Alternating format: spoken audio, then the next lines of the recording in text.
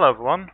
I would like to do a quick showcase of the interaction of Call of Steel with other impale effects in the game, which perhaps should have no effects, or should not be possible.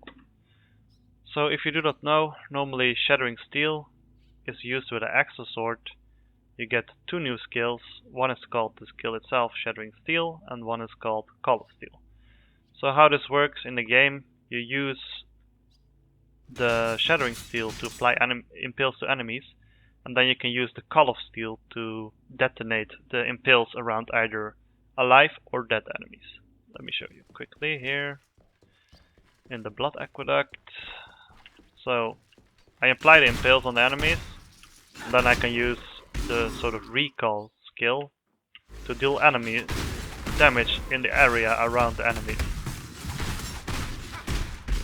When I swap now to my bow, where I have, for example, Tornado Shot, I cannot use the Shattering Steel anymore because, well, it's not an axe or a sword. But at the same time, the Call of Steel is still usable.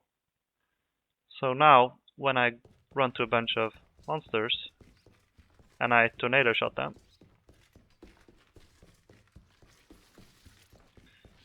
you see I cast the impales on the enemies, and I can still use the Call of Steel to sort of explode the impales.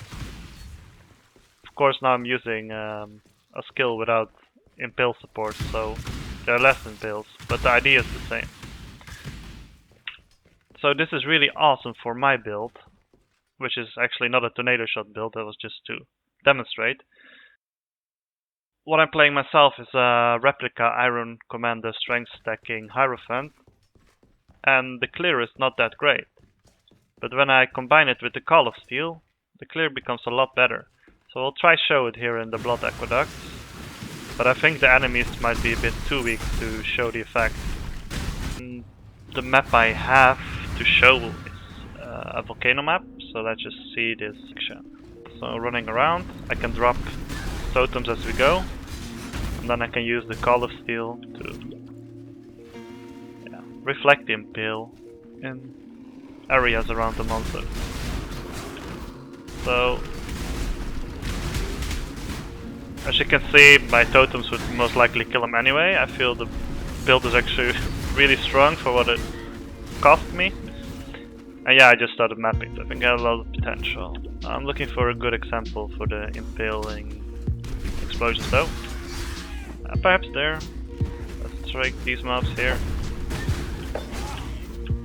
It's really nice for finishing off rares, because when they are standing in a big pack, then all the dead enemies around them actually reflect the impales onto the rare mob. So let's find a rare mob.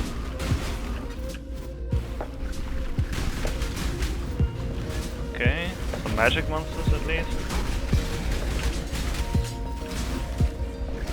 Again, I'm not trying to clear, I'm just trying to show how this actually is working.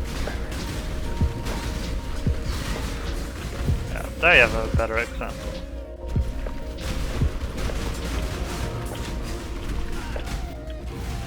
There's a magic monster. So in these big groups, it's really satisfying to play this build, I feel like. There's a rare mob.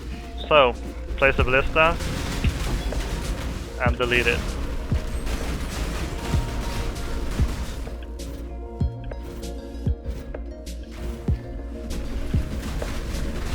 And delete it.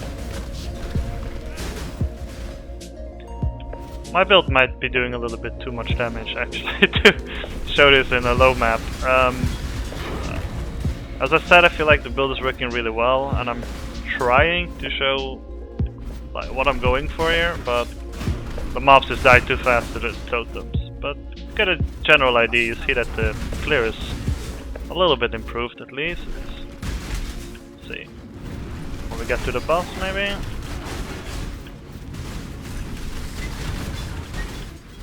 It's the boss.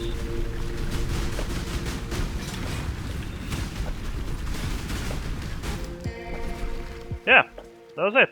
So go ahead, try it on different skills. I think it could be really awesome on other impaling check this either, so that means either a cyclone or earthquake or whatever physical skill you can think of. I think it's really fun to use. I think it improves the clear of some builds that perhaps are not that great at clearing, like my Siege Ballista Totem Hierophant. So let me know what you think, and thank you for watching. Bye bye.